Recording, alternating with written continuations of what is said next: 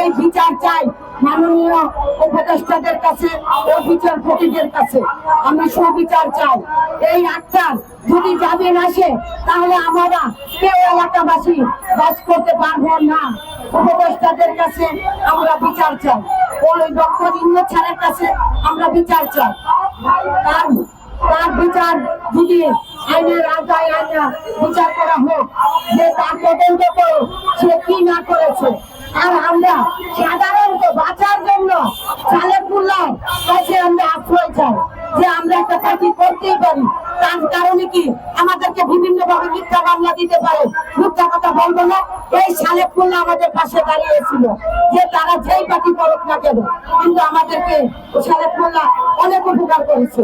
কিন্তু সে আবদিত হইলেও আমাদেরকে কোনোদিন নিরাশ করে না। এই কারণে আমরা তার কাছে থেকে একটু বিচার পেয়েছিলাম। আমি এই খুনি আক্তারের ফাঁসি চান। এই খুনি আক্তার আমাদের এলাকায় অনেক মানুষ ভুল করেছে, তদন্ত করে দেখো। যাই একটু প্রতিবাদ করতো তাকে দিয়ে মামলা করতো। তার বাহিনী ছিল একদম কিনা এই জিয়াউল হাসান, এসেছে মজিদ, তারপরে দিবি হারুন, জিয়াউল হাসান।